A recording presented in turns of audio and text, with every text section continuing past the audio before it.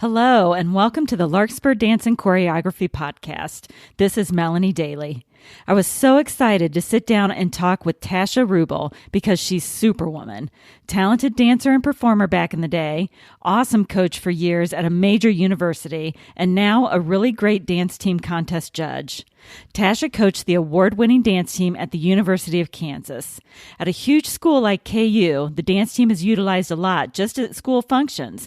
So I wanted to get her take on what ideas high school teams can take from big game day experiences like what goes on at KU and apply them to their school experience.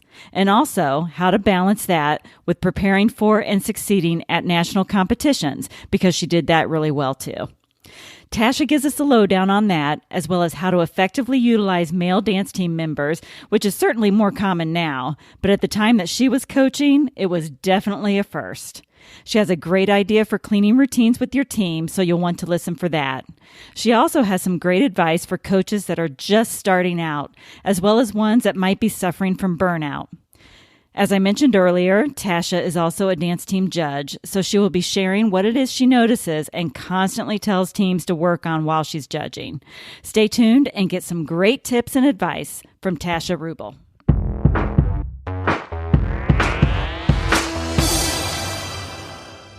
Hi, Tasha.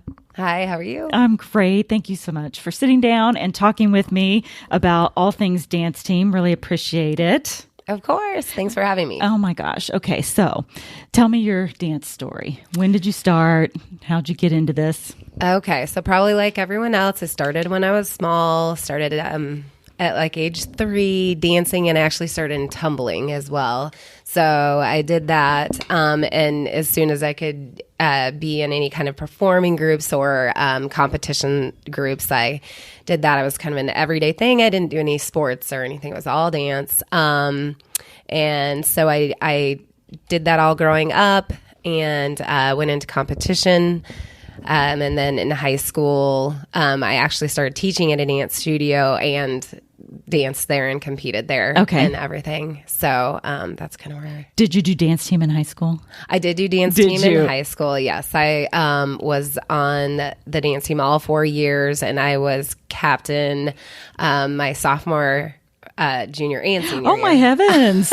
Well, it was 2 separate. So when freshman and sophomore was a team. Gotcha. It was a large high school. So, and then junior, senior was a team as well. Oh my gosh. So. Yeah, but still you were telling people that were older than you. Yeah. This is what's up. Yes, that was kind of my life. So. Oh, that's awesome. Okay. And so then after high school, you danced in college. I did. Too. Yeah. Yes. So after high school, Oh, wait a minute. Okay. I've got to interrupt because I think you told me at one point in time, were you Miss Kansas Drill Team? I was. Were you? Okay. I was Miss Kansas Drill Team. For people that don't know what that is, that's a really big deal. It's still a huge festival here in Kansas. But they used to have, now it's just like teams. Right. And they give awards for team performances. But it used to be an individual, it sounds like a pageant, but that's not really what it was. It was like you were tested on skills and presentation and showmanship and all that kind of stuff, right? Yeah, back when I did it, it was we just performed solo. Okay. And that's how they did it. And that was my junior year in high school. Was there a crown and a sash? There was not a crown and a sash. There was a trophy. Okay. So yes, you got a trophy. A large one. So I think my mom still has it. Does she? Oh my gosh. That's great. That's so great. Okay. So then after high school, you went to college. Did you go to KU? I did go to KU. Okay. But I was not able to, they didn't allow freshmen to try out for the dance team. Isn't that something? And then my sophomore year. I'm surprised with your trophy you couldn't just walk on. I know. Jeez. No, it was disappointing that I couldn't do it. But they changed the rule, of course, my sophomore year. Gotcha. They allowed freshmen at that time. So not only could you try out, but here you are competing against a bunch of other people that by rights you shouldn't have been. But anyway. Yeah. So I made the Crimson Girls and did that my sophomore, junior, and senior year. Okay. And so then when did you start coaching? Was KU your only coaching gig, or did you do some other coaching after that? Did KU. So my senior year, after my senior year, I was captain my senior year, and the next year I coached them, the dance my team. Gosh. Yeah. So kind of we had a sponsor, Gotcha. and then I just stepped in and helped. Right. And then after that year, I moved to San Antonio, and I taught at a dance studio there, Right. and did the jazz and hip hop department. I was kind of the head of the jazz and hip hop. Cool. So it was a competitive studio, and You guys went to competitions and all that good Yes. stuff. How long were you in San Antonio? So I was there from 97 to 2001. And, it took me a while to get my foot in the door there, but then did that and ended up doing lots of choreography for group numbers and solos Right. and doing all those competitions. Yeah, because you guys probably brought all kinds of numbers Yes. there. Yes. Okay, so real quick, huge differences between here in the Midwest and Texas. I know in drill team, there's huge difference. Like Yes. they got hats and fringe and boots and like 57 girls on the team. Yeah, And that's just JV. Right, exactly. Yeah, and I didn't have a whole lot to do with the actual schools there. Gotcha. I just was in the studio. And I mean, as far as studio went, there wasn't Right. a whole lot of difference, I would say. But yeah, I didn't really get involved in the schools down there very much. Okay. So Okay, and so then you moved back. yes, so then I moved back, and I taught at that dance studio my senior year in high school, and the woman that owned it, Kathy Muehlberger, she's now Kat Jarzankowski, and she's the Spirit Squad coordinator at KU. Oh, okay. So since I'd taught for her previously and she knew I was She knew coming you, back, yeah. there was a vacancy for the coach's position. Oh, nice. So she asked me if I was interested in doing that. So right when I moved back, I kind of just helped out a little bit and then was formally hired that next year. So Okay. All right. So you built well-versed in the studio world, well-versed in the dance team world.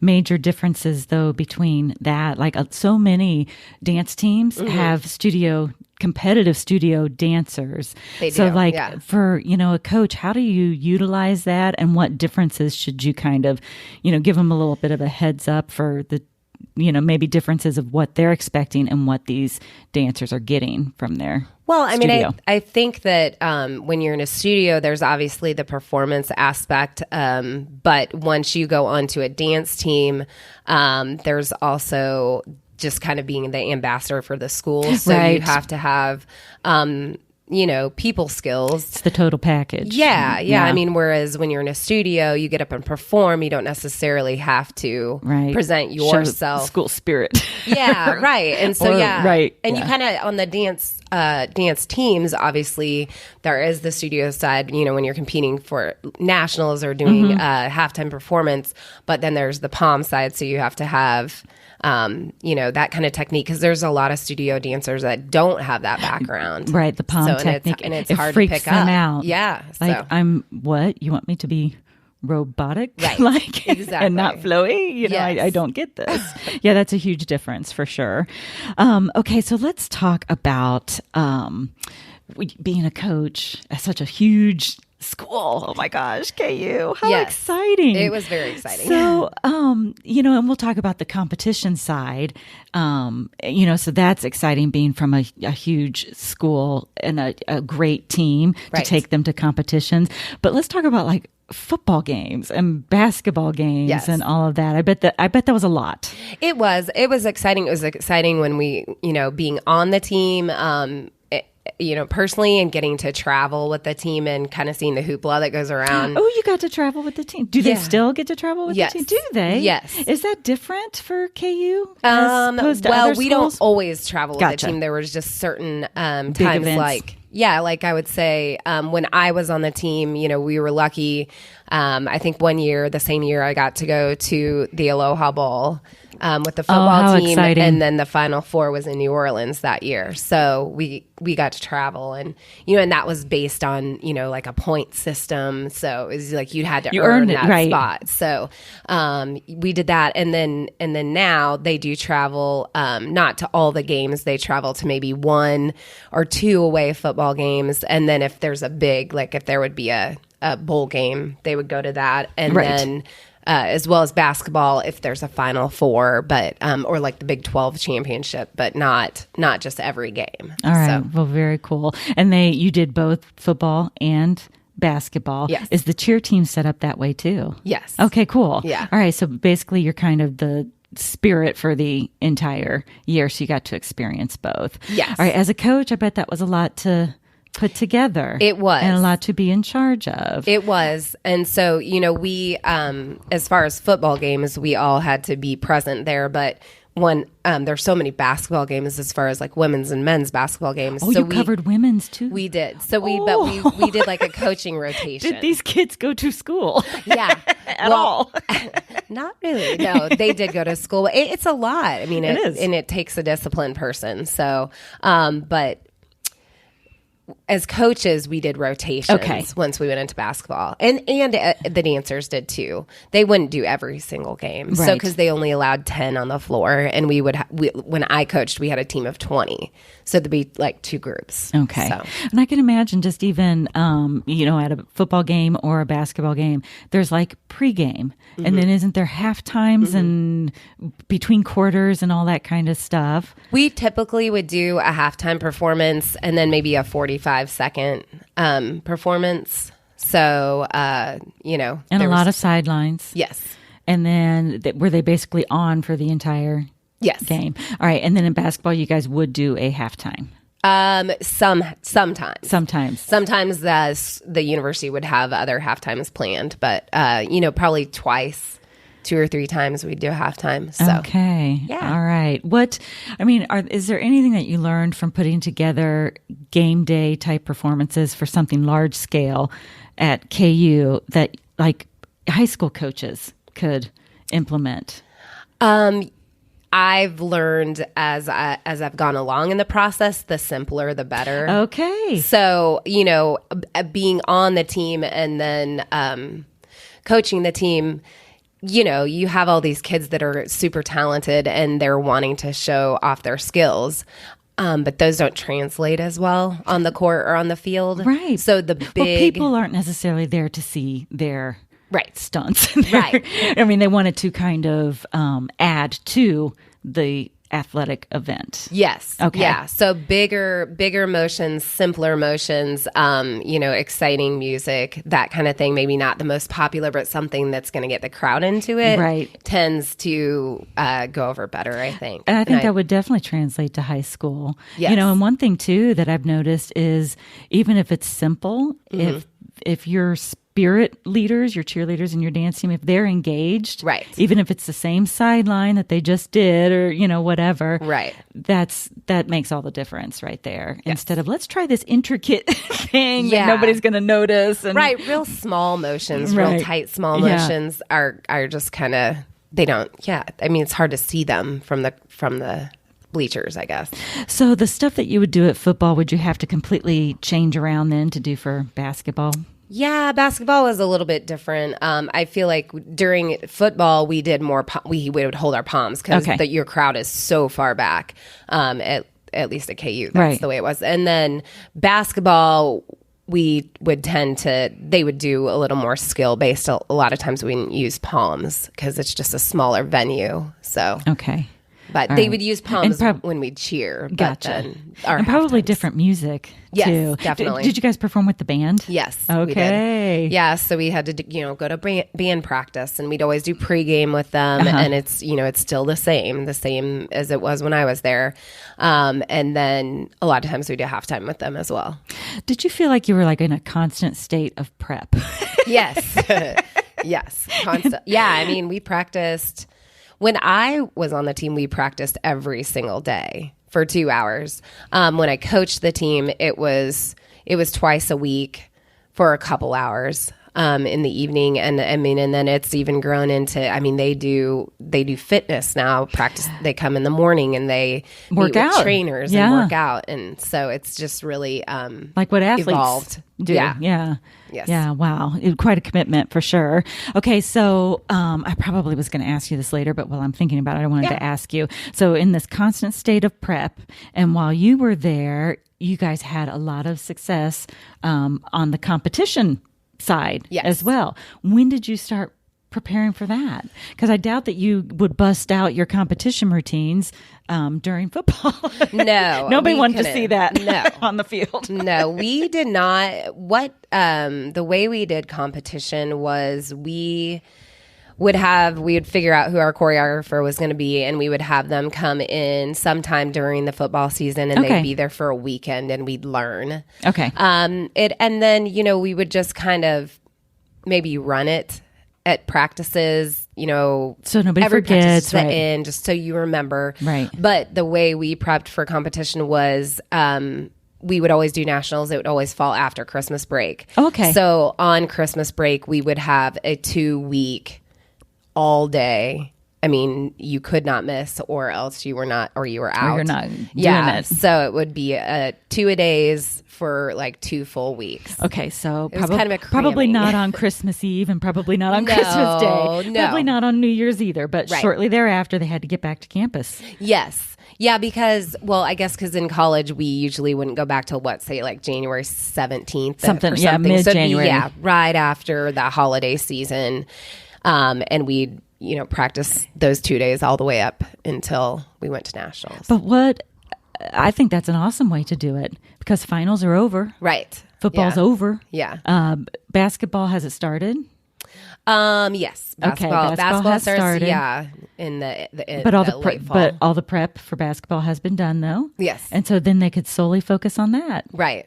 No tests, no nothing. Right. And campus was probably pretty dead. Yeah. Okay. Exactly. So, and I know now, just from still being in contact, I know a lot of people are going to choreography companies or the college where they go. I know KU does that now. I don't know where they go, but they go somewhere and they learn all their game stuff. Yes. Yes. Is it called Pro? Yes, Pro Cheer. Yes. And in that's Vegas. what they do. Yeah. That's what they do. So lots of awesome material. Like I see material that comes out of that and I'm like, oh my gosh, that's just the coolest stuff. Yeah, it is. And but when I did it, it would be kids on the team or the coach. We would do the choreography and teach it. So that would also take up extra time. Yes. So the way they do it now, I think, is a lot more efficient. It's delegating for sure. Yeah. Go learn the game day stuff and then bring somebody else in to do the comp stuff, right? And then get it done over Christmas. Do you know if KU is still doing it that way? I know KU is not going to nationals. Oh, okay. Anymore right okay. now. So as of right now. Yeah. Okay. All right. But that might change. Yes. Yeah. All right. So one thing too that, and you'll have to correct me if I'm wrong because conversations run together, but I'm pretty sure it was you that the dance team is not under athletics at KU. No, it's not under the band, because some colleges it's under the band. It's under marketing. Right. That's correct. That's a little different, isn't it? Yes. Okay. So talk a little bit about that, because I think sometimes some coaches are like, oh, if I could only get out from under athletics, or if only I didn't have this.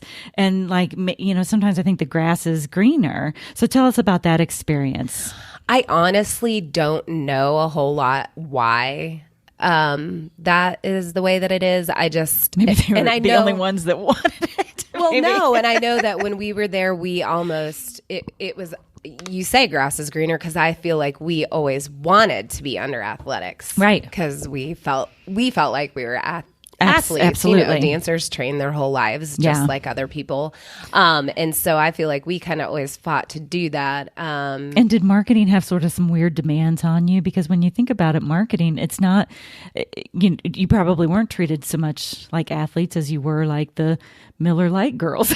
That's marketing, right? Yeah. I mean, we did do it's. It definitely is a lot of appearances, being ambassadors for the university, which I think is important, right? But yeah, I honestly I don't know why they did it that way. Okay, so it was probably a little extra pressure on you and your dancers to be there and be, and then what about the athletics side of it, or did they just kind of leave you alone? I mean, we dealt with the athletic department a decent amount. I mean, we knew people, there, but really, as the coach, I dealt with Kathy, the coordinator, okay, and she dealt So there was KU's the coordinator, God and for then there's Kathy, a dance right? coach. Yeah, and then there's a cheer coach. Is she still there? Yes, she is. Is she really? Yeah. Okay. Yeah, Right. Probably still fighting the same battles and doing the same stuff. Yes. Okay. All right. So, you guys used to be called the Crimson Girls. We did. Under your direction, though, the name changed. That's right. correct. Okay. Yes. Tell us that story from beginning to end. I find this fascinating. Well, it changed honestly because there were requests from the women's group, some of the women's groups on campus, asking for the name to be changed. They just wanted that. So, and then the university complied with that. So we did change the name to Rock Tech Dancers. So that's the story. I mean, there's not a very big, long explanation. I think what happened then shortly after the name change, though, is you had your first male team member. Yes. So really, the name came first. The name came. That was a totally separate incident. Okay. Yeah. And for those that might be listening to this that are nowhere near Kansas, what is rock chalk? What does that mean? No, you don't know what that means. She just looked at me like, no, that's terrible. Okay. That's all right. Gosh. Google it, folks. If you're curious, Google it. I don't know what it means. I just know that you guys like chant it, and then you guys say "wave the wheat." A lot. We do wave the wheat. Well, because Kansas, but, right? Oh my gosh, that's funny. That's that you right. asked Well, that. you look that up. That's terrible. I should know what that is. I know it's been explained to me before, but but you probably glazed over. I know. I'm sorry. That's okay. I'm sorry. I'm teasing. Neither is a question about Bill Self's hair. Is it real? The world will never know. Never. Okay, so tell me about having the first male dancer on such a high profile team. Yeah, it was a. What year was that? Do you remember? It was like 2006, 2007. Okay. Yeah. So, yeah, it was an interesting experience, and he is a great guy. He actually is the assistant coach at KU.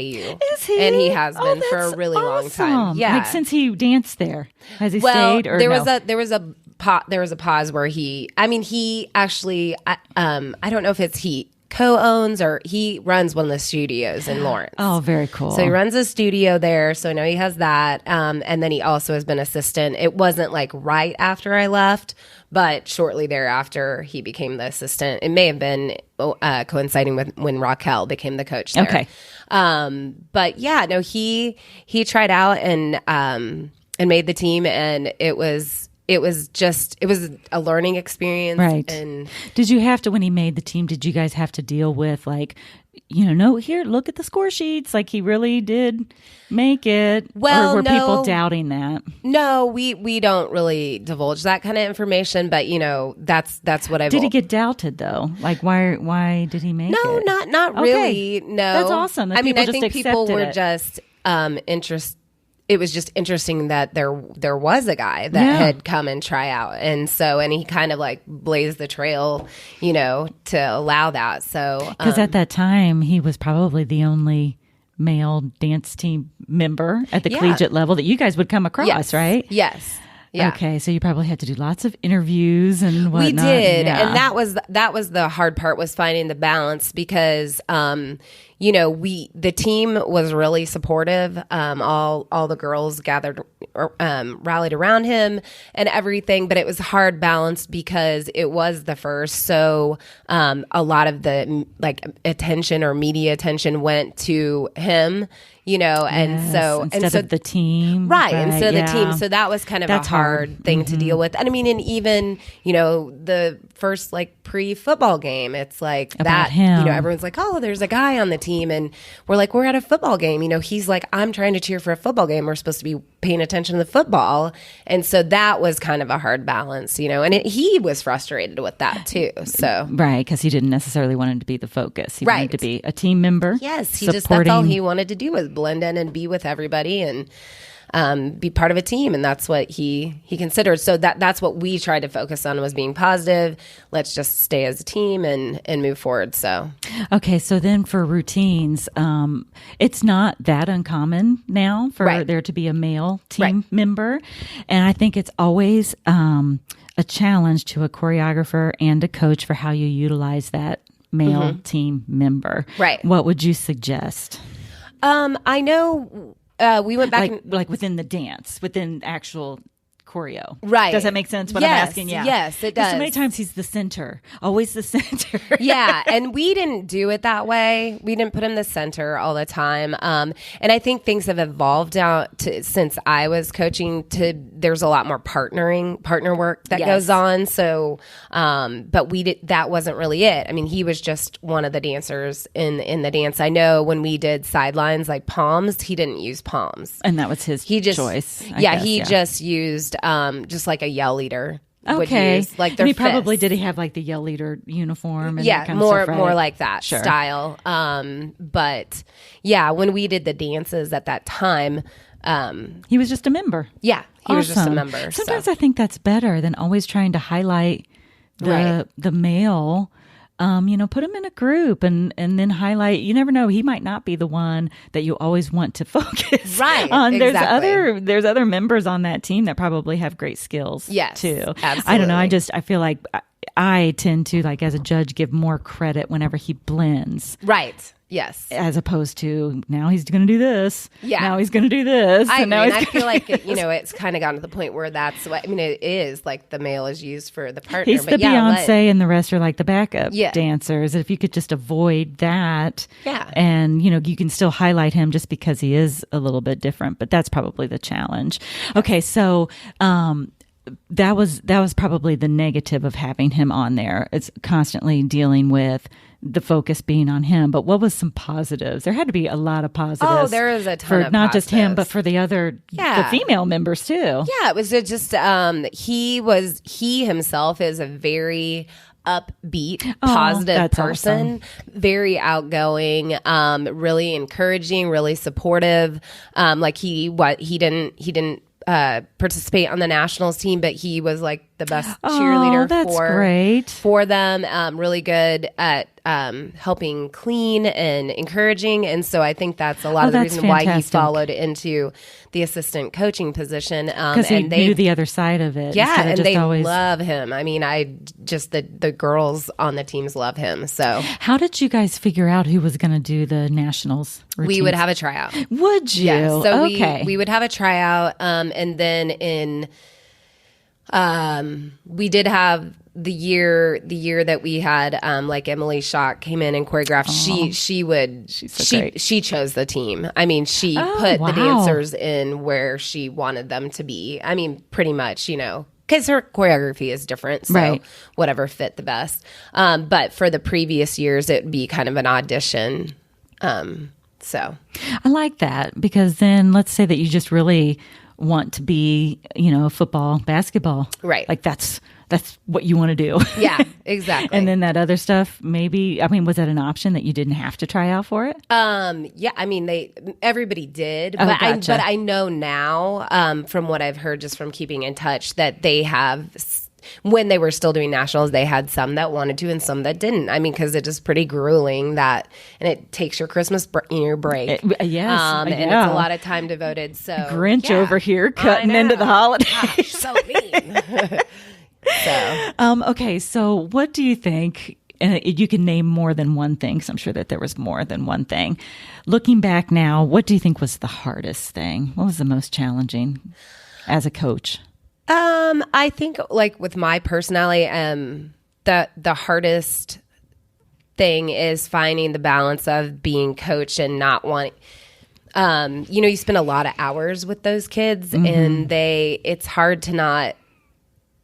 Well, obviously, you grow to care about all of them, but and kind of have somewhat of a friendship with them. So that's hard, when you have to be the coach and make decisions that are not favorable, I guess. And I mean, in a way, it's like they're your kids. It hurts them, and they make. Everyone makes mistakes, and so that was hard. That is hard. That was the most challenging. Sort of like the discipline part. Yeah.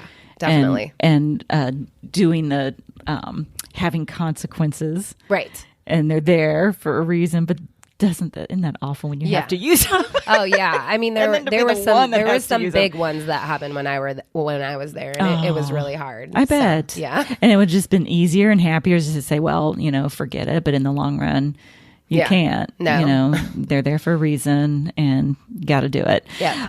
Probably something as a college coach that you do not deal with that high school coaches deal with a lot is parent involvement, which can be awesome.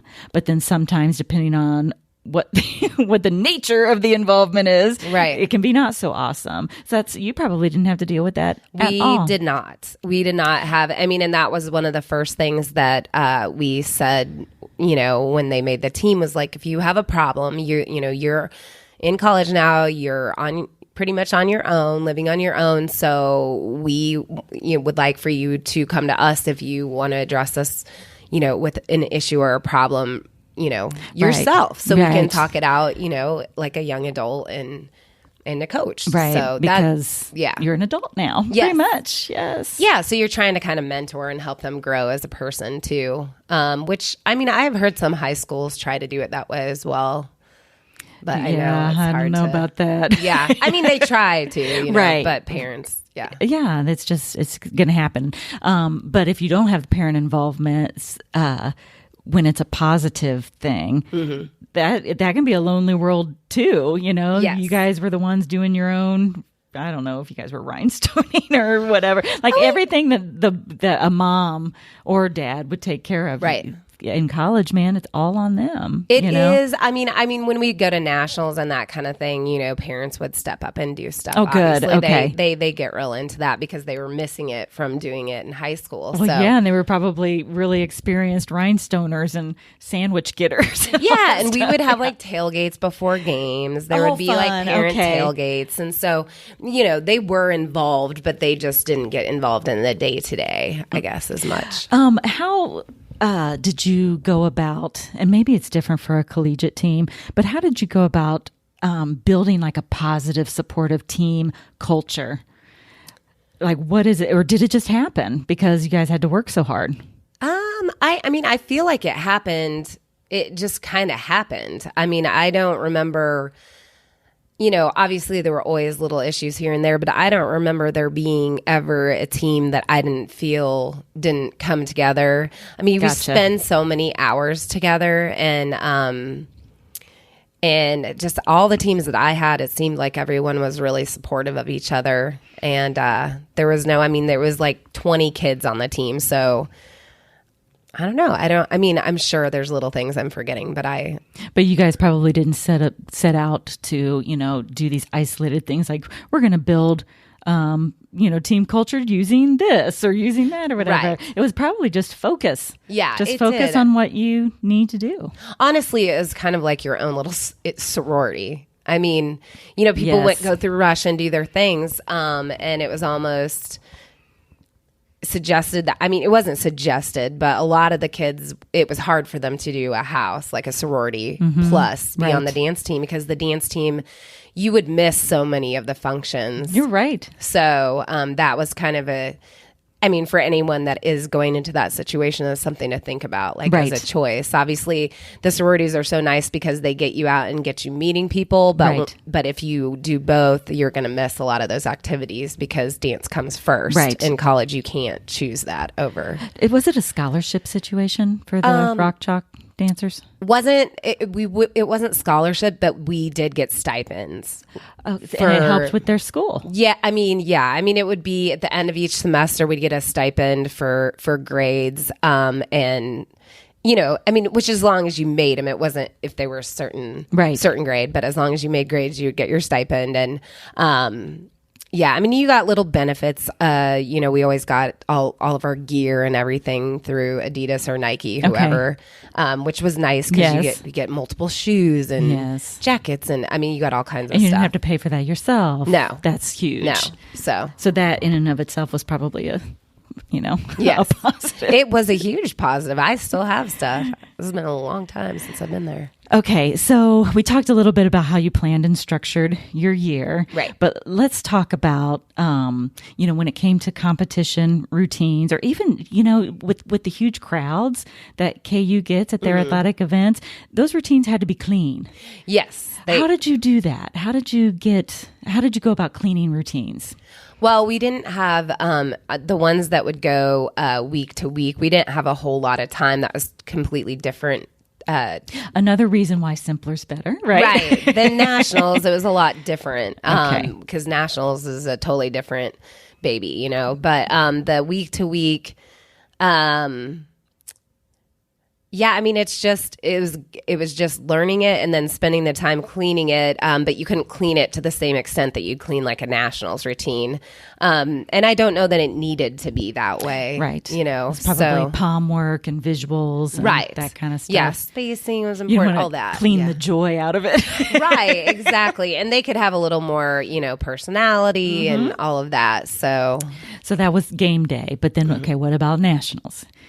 Here we go. Yeah, so nationals- Christmas is over. yeah, Christmas is over. Right. What are we doing? So I always cleaned the nationals. And yeah, I mean, I just have my own system that I do. And I usually, I don't know, I break the routine into sections, and then we literally go through every single count and where you're supposed to be, where your placement is. And you'd be surprised. You know, I've gone in and helped some schools. I'll say, well, where are you on one? And like 13 different things happen, you know, so. Or what blows my mind is they're like, yeah, it's not on one, it's on a word, or it's on, yeah. Right. And that's true. A lot of times choreographers don't choreograph to counts, but I usually have Clean to to break counts, it down, yeah. clean to counts, because a lot of them don't these Right. days. They're like, well, there aren't any counts. I'm like, well, Today there are. there are. I mean, there has to be somewhat, you know. So, but that's what I would do, and then we would go through, and then you just add on, and then you would add. You would on. start at the It was beginning. really tedious. Oh, I know. And so- I hate it, but it's, you know, it has to be done. Right. And it's really what separates the, you know, sort of the average. Right. This is what's going to elevate it. Right. And make it great. Yeah. So we would do that, and we do it in sections, and then we would perform it in sections, and then we would add on, and then sometimes we would not start at the beginning. We'd start in the middle and work that, you know, and then Right. we'd watch it and we'd see where it died and what it needed. We would watch it, meaning you would do it on video, or you and your assistant coaches would be. Yeah, I would have the kids come out too. Like Oh. I would have like half of them stay in and half come out, and everybody's eyes were on somebody. Oh, I love that. so- That's a great idea. Yeah. That people can utilize tomorrow. Right. And what that does too is it gives the coaches some help. Yes. And sometimes I think people might be thinking, oh, that's just Tasha's, you know, picking on me or whatever. But Right. when it's their peer Yes. picking it out, Yeah. So, but everyone sees something different. They so that's do. why I think that's why, like I've gone to work with teams on cleaning, and I think that's why people actually do hire people to come in and clean, is because as a coach, even as a coach, if you're not the choreographer, as a coach, you've seen it so many Right. times that you kind of need somebody else to come in and look at it. yes. And they see something totally different, or something that, I mean, I've talked with so many coaches that they're just to the point where they're like, I don't even know. Right. I anymore. just don't even know. I don't know, Yes, you yes. know, or they've seen it so many times, they're like overthinking it, and they'll say like, I feel like this needs something else. And I can be like, no, It's it doesn't. fine, right. It doesn't need anything else. Or they're So- overthinking that one part, but it's like, why are you wanting that when Right. like a couple 8 counts ago there was that monstrosity? Yeah. Focus on that. No, that's important to get some fresh eyes. Definitely. Yeah. yeah. And then also the whole thing about like, if someone specific is sticking out to them and they're just constantly looking at that. And then if I can watch it and be like, well, I didn't even notice that. Right. Well, you know? I think that's so true too, because a lot of times who they're looking at might be their problem child. Right. Somebody that gave them issues, or somebody that's dealing with something Right. or whatever. No, it can happen. We're all human for sure. And coaches will see things that maybe the outsider does not. Right. One thing I will add, since we're talking about cleaning, if you are going to have your routine cleaned by somebody, I always appreciate a video beforehand. Oh, yes, That definitely. way, whenever I Yep. get there, it's not like sometimes if I don't have the video before, like I'll watch it and then, everyone will look at me like, okay, now what? I'll be like, do it again. Right. Because I need to see it maybe 3-4 times. I agree. I totally Right. agree with that. Yeah, it is so- nice to see it. Yeah, that if you way. could send that video, then that means that you're going to be probably 15 minutes ahead. Right. Once your cleaner does get there, for sure. Yep. Okay, so what else would you do for cleaning? You would, just to recap, do it over and over, do it in sections. Right. Pick it apart, count by count. probably just the coolest thing that I've heard in a while is to pick out a group of peers and have them watch it. And then you would have them take turns. Would they then go in and then other people would come out? Yeah. And basically the music would go off and they would go to their person and they just talked over with their person. Yeah. So, and that could be really, the whole thing would be positive because I could tell them, girl, you were killing it on that part. I loved it. Yeah, because it wasn't like, you're doing this again. It was like, and it wasn't in front of everybody. Yes. Yeah. Yeah. Awesome. So, yeah. All right. Would you guys ever take time out? You said that they do this now, but whenever you were coaching, it seems to me like what is happening more and more, even at the high school level, is working on skills and technique in isolation. Oh, yeah. Definitely. Way back when, if a skill was in the routine, you would work on it within that routine. But now, and would you guys have certain practices, or was it always the beginning of practice that was devoted to that? No, I think, if there was like a turn section we need to work on, it would just be like, okay, we're going to spend this afternoon on the turns, that section, and just work it, over and over. And I feel like that's one of the hardest things for people to get together sometimes. It is. And I think that's because, you have 20 kids, and in KU's case, they're from all over the country. Right. So that they learned how to prepare differently for the turn, or they're just going to be doing it differently. Okay. So, did you do anything different like the years that you placed top 5 at nationals? Which, by the way, I got to tell you this: I did some stalking. KU, God love them. I don't know if it's like an alumni situation for the Crimson Girls / Rock Chalk, right? But they have every year listed, yes, and who was on it, right? Who was the coach, and then a little blurb about that team. Yes. And you were on fire. Oh my God. Your years there, it was like, thank you. You guys did awesome on the national level for sure. We did. It was, I was lucky. That was back when, even when I was on the team, we did nationals, we did NDA. And then we switched to UDA, but, when I was coaching, when you do nationals and you start doing well, you don't have to really recruit very hard. Oh, because people wanted to come and wave the wheat. They do. It's true. And that's what a lot of my girls that were on my teams on those years that we did really well when I was there, they were like, we just came because we of knew. it. That is so awesome. I love that. Well, okay, and I don't even know if you would remember who came the furthest. Did you have a dancer that you're from where? How did you hear about? Gosh, I don't know. Did they come as far away as the coasts? I don't know. That's terrible. I don't remember. That's okay. I'll tell you where most of my people came from was Minnesota. Oh my gosh. Yeah. A lot of the girls Eden Minnesota. Prairie, Larkin Dance Studio, all those girls. Well, because Minnesota had a really good dance team. Has.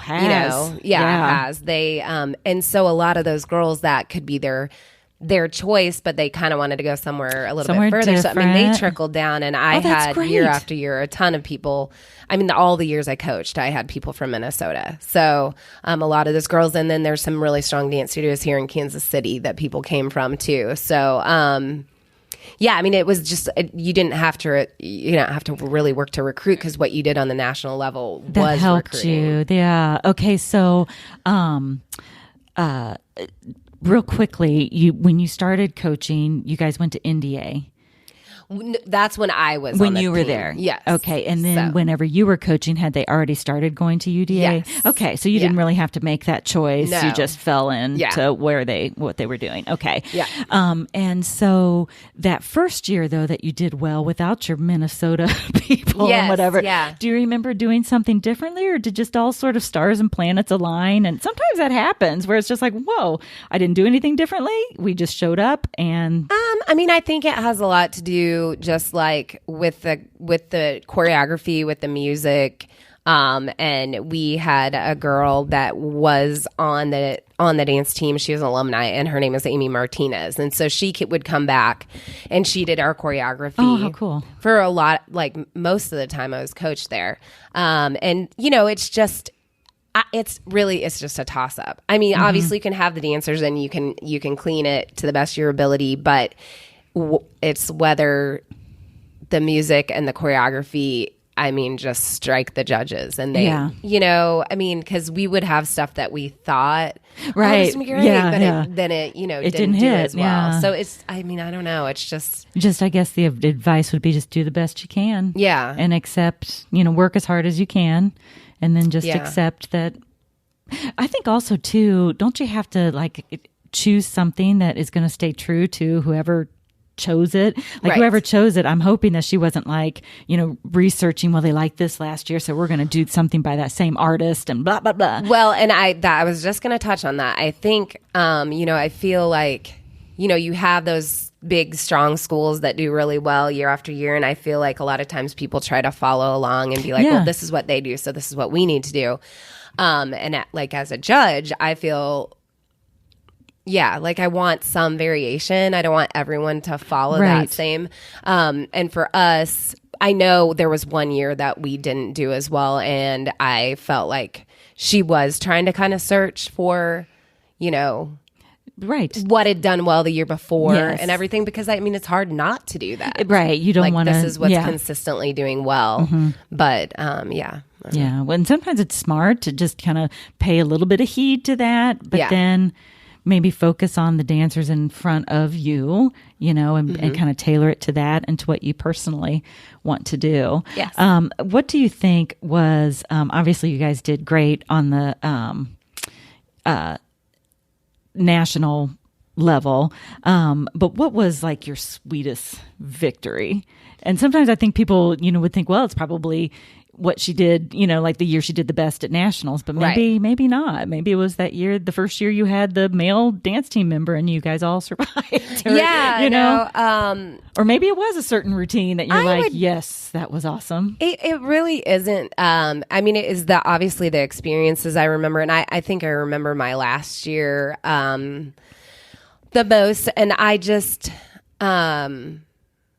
I think my sweetest victory is the relationships I made and the way that I affected the dancers that I had. I know there's a lot of coaches that probably are, you know, like I am the coach, you are the, you know, team member, but I maybe overstepped that a little bit, but I still have those people in my life today. I mean, and it's years after, and I mean, they're all having babies now and, you know, so I see them like they come in town, they want to see me. So I would say that's so cool. That would such valuable connections. Yeah, it really is. And just the effect and, you know, that you had on them and them, you know, now thanking you for being there and doing what you did for them, you know, oh, you're the best coach ever and that kind of stuff. Yeah. So I would say that was the best. Oh, that's cool. That's really cool. Okay. So what kind of advice would you give to a coach that's kind of in a rut, or that, you know, she or he is just like doubting, why did I ever think this was a good idea? And yeah, I mean, I think that there are those ups and downs with coaching, and I mean, you just have to figure out. I mean, I knew I loved what I did and I didn't want to stop doing it, but I knew that in my life where I was, it was time for me to, I mean, because I had my own kids and it takes a lot of time and devotion to coach. And so, I don't know, just reevaluate where you are and know that I had, like, over my years being there, I had a lot of ups and downs where I was like, why am I doing this? But then right around the corner, there would be a really sweet moment, you know? So, I just think it's just like life, ups and downs, and just hang on. Yeah. It'll get better. And then if you really are not feeling it, just kind of sit down and evaluate. I mean, it took me a long time after I did resign. It took me a long time to accept your resignation. Yeah, I couldn't. Like, they like, get out of here, Tasha. You quit 2 months ago. I'd be like, they're showing up for in summer camp. I'm like, they're at summer camp right now, and I'm not with them, and you know, or they're preparing for nationals, and it was hard to let go of. Yeah. It's rarely is it a clean break. No. Mentally, emotionally, you know, because it was so big of a part of your life. Okay, so that's what you would advise to somebody in a rut. What would you advise to the brand new, so excited, you know, the total opposite of that? Yeah. Just starting out, what do you wish you would have known?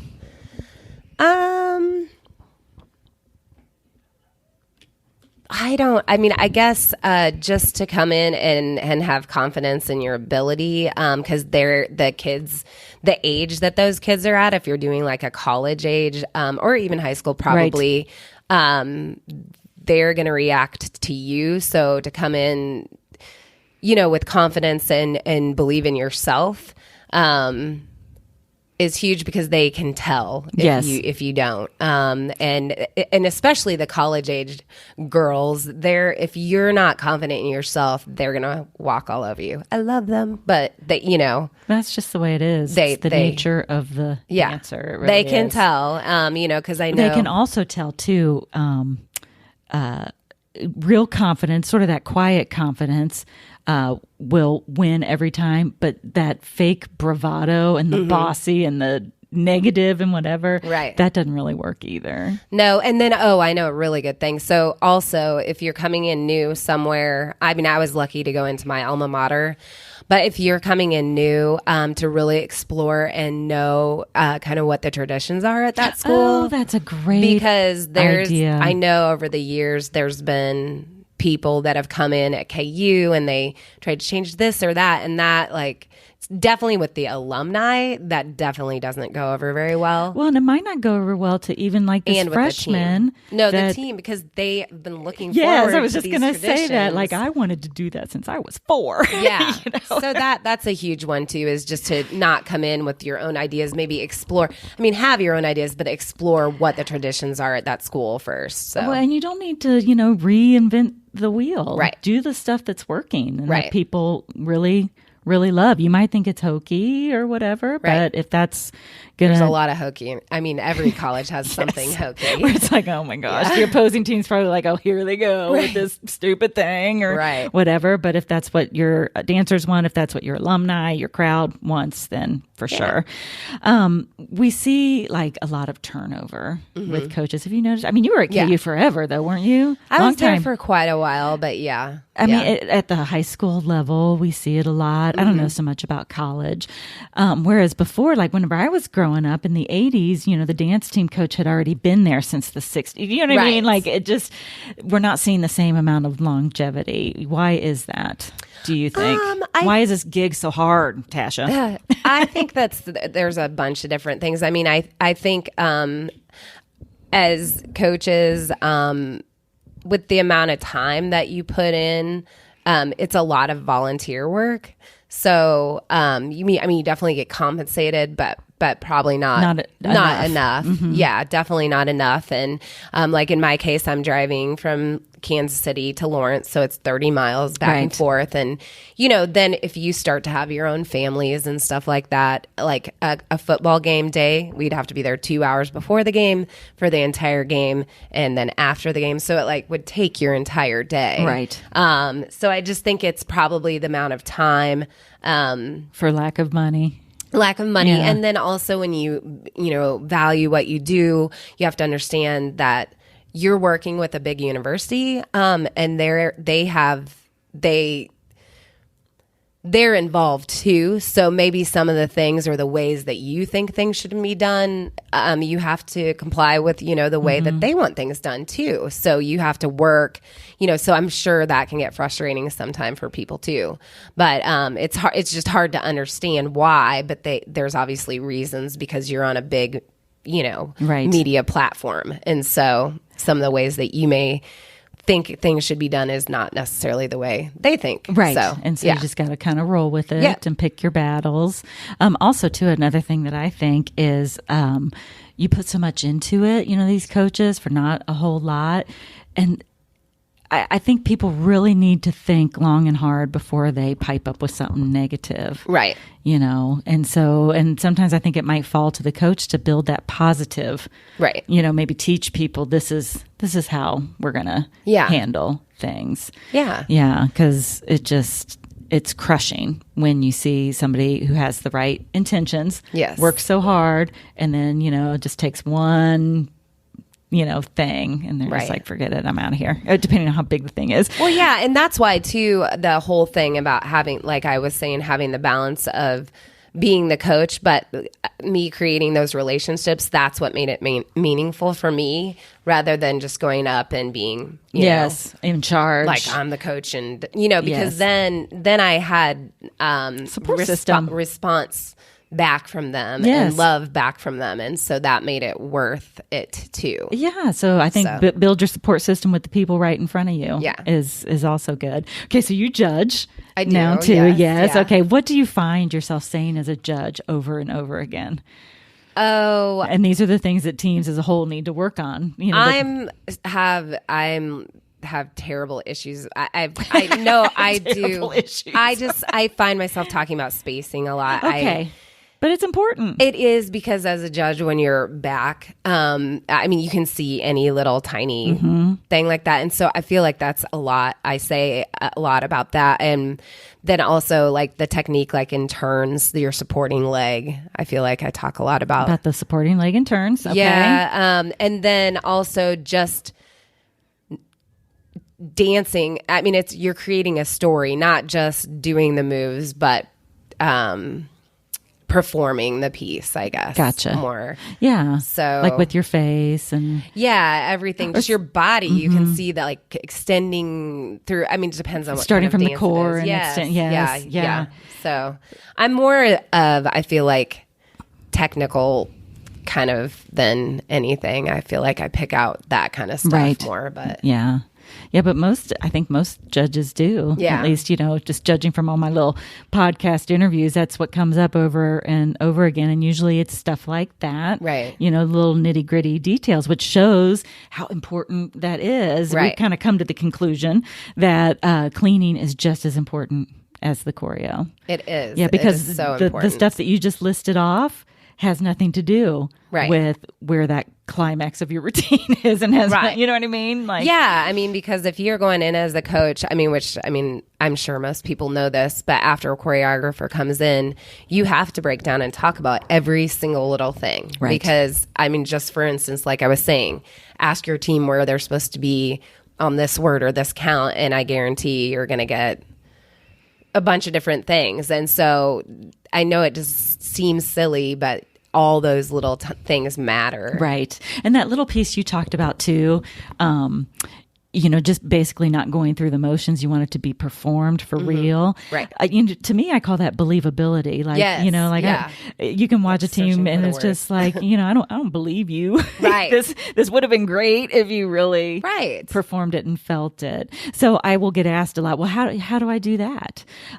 Part of the muscle of performing is inside your brain. Yeah. Yes. So make them think about it, talk about it. Right. What does this part actually mean? Right. What should we think about there to convey that? And you'd be amazed how that will turn that on for sure.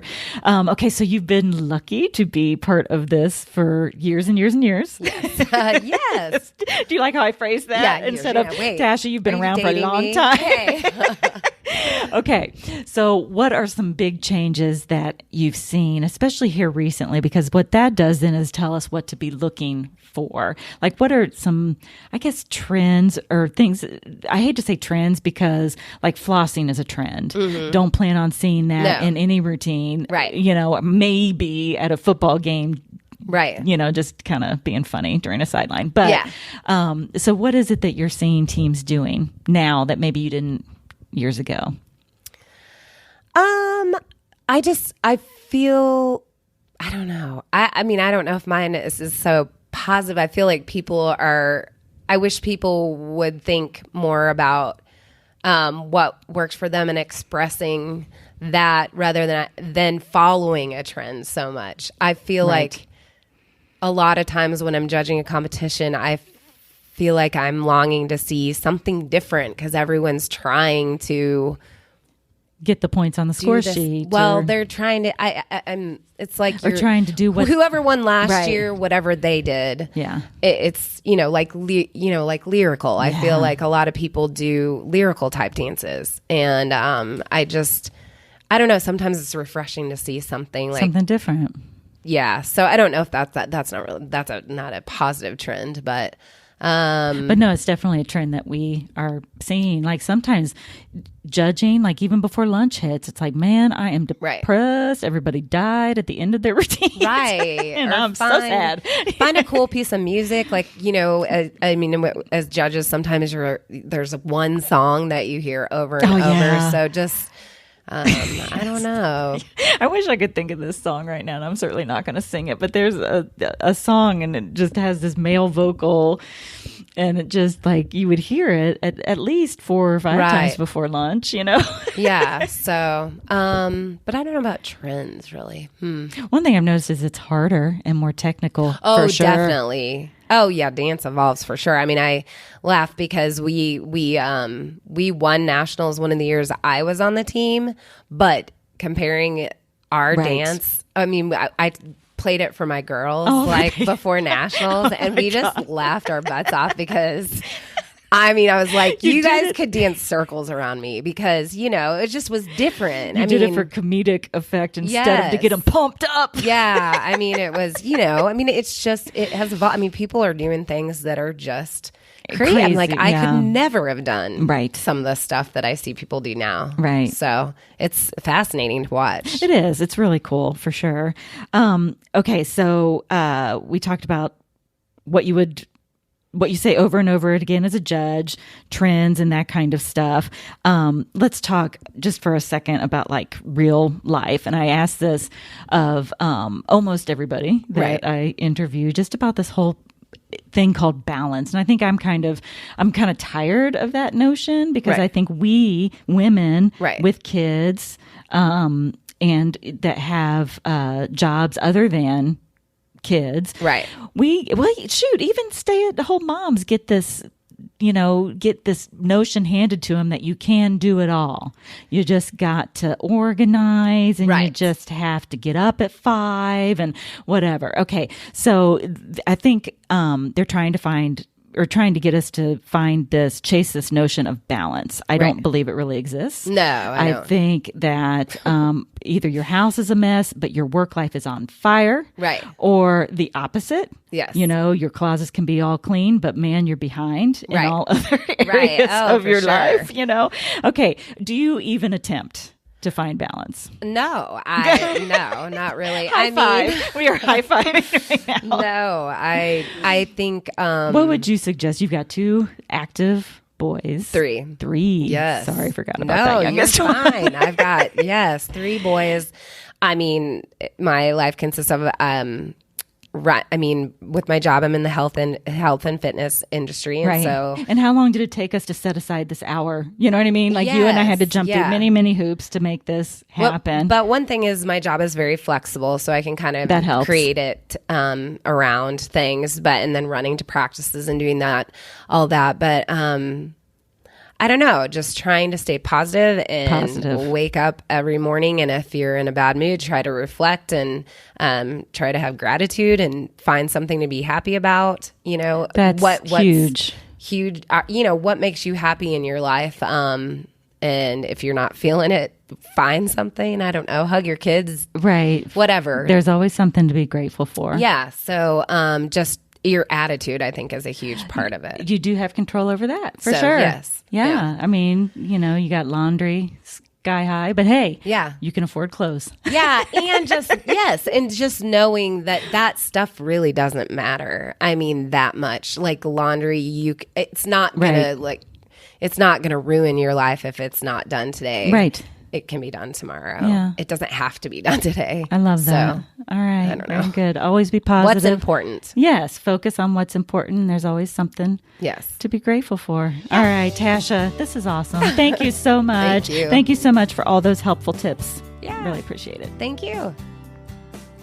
So I Googled what rock chalk means. It dates all the way back to the 1880s. There's a hill on campus made of chalk rock, so they transposed that for a cheer. So now you know. Tasha didn't have that info, but she certainly passed on a lot of other good stuff.